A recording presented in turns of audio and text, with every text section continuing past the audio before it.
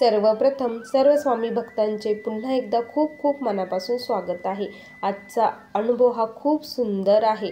प्रत्येक भक्ताची इच्छा स्वामी महाराज कशी पूर्ण करतात, भक्तासाठी जे काही योग्य असतं तोच निर्णय स्वामी देतात।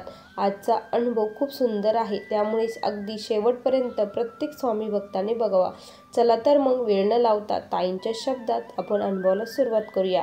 ताई म्हणतात, सर्वप्रथम सर्वांना श्री स्वामी समर्थ। अंधारा करून प्रकाशाकडे नेणाऱ्या स्वामी माऊलीला कोटी कोटी प्रणाम। स्वामी भक्तांनो, मी बुलढाणा जिल्ह्यातील रहिवासी आहे। माझे नाव सोनाली सोनवणे।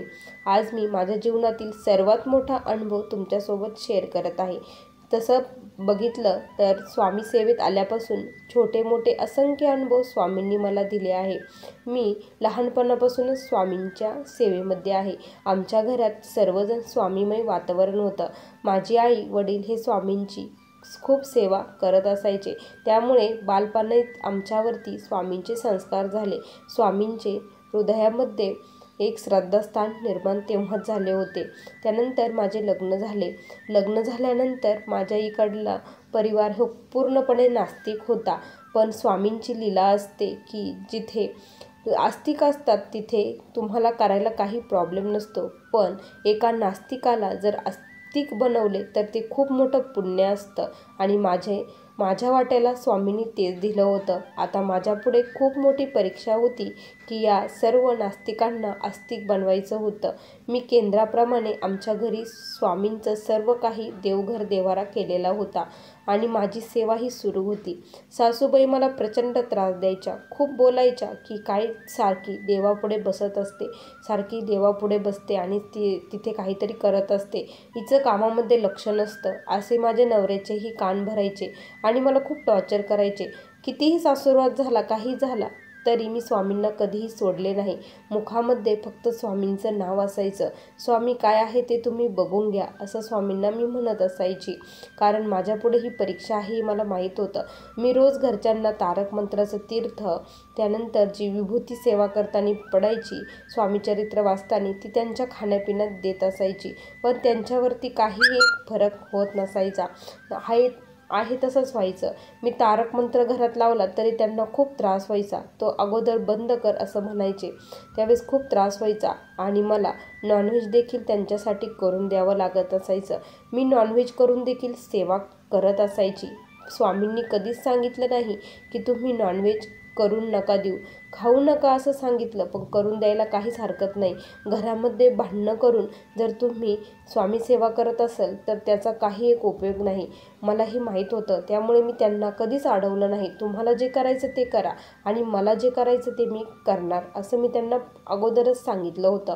त्यानंतर माझी सेवा ही सुरूच होती। संकल्पित सेवा करावं म्हणून खूप मनामध्ये विचार आला आणि त्यानंतर माझ्या मिस्टरांचा जॉब गेल्यानंतर खूप डिप्रेशनमध्ये होतं, कारण जॉईंट फॅमिली होती, सर्व जबाबदाऱ्या होत्या आणि मिस्टरांचा जॉब गेला। त्या दरम्यान मला एक मुलगाही झाला। मुलगा झाल्यानंतर जबाबदारी वाढल्या, मिस्टरांचा जॉब गेला, त्यासाठी मी 108 स्वामींचे पारायण सुरू केले, मिस्टरांना चांगला जॉब लागावा त्यासाठी। आणि खरंच 108 पारायण झाले आणि मिस्टरांना सुंदर असा पुणे येथे जॉब लागला। जॉब लागल्यानंतर मग आता माझा मुलगा जवळपास हा 6-7 महिन्याचा झालेला होता। आता मिस्टर तिकडे गेले आणि मग रूम बघायची होती आणि सर्वजण माझं सामान वगैरे तिथे न्यायचं होतं। सासूबाई म्हटल्या की तू ये जा करू नको, तिला देखील घेऊन जा असं म्हटल्या। आता मला सर्वात जादा खूप मोठा आनंद झाला होता की आता मी माझ्या मनाप्रमाणे माझी स्वामींची सेवा करू शकते, कारण मिस्टरांना सांभाळणं हे खूप अवघड नसतं, पण घरच्या सर्वांना बघून स्वामी सेवा करणं हे खूप अवघड असतं। मग मी काय केलं की महाराजांना विनंती केली की स्वामी अशा ठिकाणी रूम द्या, खूप छान रूम द्या मला, की तिथे सर्व तुमचं वास्तव्य असेल, तुमचा मठ जवळपास असेल, मला तुमची खूप सेवा करता येईल, अशा ठिकाणी मला जागा द्या। हे सर्व काही तुमचंच आहे, मी फक्त इथं राहण्यासाठी आलेली आहे. मला माहीत आहे एक दिवस मी येथून जाणार आहे. मला स्वतःचं काहीच नको, मला भाड्याचंच द्या, पण एक सुंदर असं द्या, असं मी स्वामींना म्हणत होती. मग काय झालं की एक दिवस मिस्टर म्हटले की तू ये आणि रूम बघून जा म्हणे. असं म्हटले. आता छोट्या बाळाला घेऊन जायचं आणि रूम बघायची. मिस्टरांना मी अगोदरच सांगितलं होतं मला जर रूम आवडली तरच मी हो म्हणेन. मग पण काय झालं की आम्ही एक दिवस मिस्टर आम्हाला तिथे घेऊन गेले. तिथे घेऊन गेल्यानंतर आम्ही त्यांच्या मित्राच्या रूमवरती राहिलो. म्हटलं रूम बघूस तर सर्व काही होऊस तर आपण इथेच थांबूया. म्हणून 2-3 दिवस मी बाळाला घेऊनच गेली होती. माझी आई, मी आणि माझं बाळ आम्ही सर्वजण गेलो. त्यानंतर रूम बघणं चालू होतं. पण मला अशी रूम आवडतच नव्हती. काय होत होतं म्हणजे तिथे अशी खूप निगेटिव्हिटी वाटत होती. असं कुठेही गेलो का असं प्रसन्न वाटत नव्हतं. माझ्या मनासारखी रूम मला मिळतच नव्हती. त्यावेळेस काय झालं ना, मी माझ्या पर्समध्ये स्वामींचा खूप मोठा फोटो आहे. तो फोटोकडे बघितला आणि स्वामींना म्हटलं की स्वामी, तुम्हाला माहीत आहे माझ्यासाठी काय योग्य आहे, कुठं माझ्यासाठी चांगलं आहे, तर मला काहीतरी मार्ग दाखवा, असं मी स्वामींना म्हटली. आणि त्याच वेळेस मी काय केलं की तो फोटो स्वामींचा तिथे पुढे ठेवला आणि 2 चिठ्ठ्या तयार केल्या. स्वामी, मी कोणत्या एरियामध्ये जाऊ हे मी स्वामींना तिथे लिहिलं आणि माझ्यासाठी ती रूम योग्य असेल तिथं मला द्या म्हटलं. मला गेल्याबरोबर मला तिथं प्रसन्न वाटलं पाहिजे आणि मला तिथे आवडलं पाहिजे आणि तिथे तुमचं वास्तव्य असलं पाहिजे, असं मी स्वामींना म्हटले. त्यानंतर मी स्वामींपुढे चिठ्ठ्या टाकल्या आणि स्वामींना हेही बोलली की स्वामी, जर माझी ही इच्छा पूर्ण झाली तर मी तुमच्या मार्गाचा प्रचार प्रसार करेल आणि त्याचबरोबर मला आलेला हा अनुभव प्रत्येक स्वामी भक्तांसोबत मी शेअर करेल, असं मी स्वामींना त्यावेळेस नवस बोलला. आणि स्वामींपुढे चिठ्ठ्या टाकल्या. 11 वेळेस मी माळी जप केल्या, 11 वेळेस तारक मंत्र म्हटला आणि चिठ्ठ्या उचलल्या. चिठ्ठ्या उचलल्यानंतर मला त्या एरियाचं नाव आलं. आता इथं मी नवीन होती, मला एवढं काही माहीत नव्हतं. पण मिस्टर म्हटले की त्या एरियामध्ये मी अगोदरच रूम वगैरे बघून आलो आहे, तिथे एक पण रूम खाली नाही, असं म्हटलं.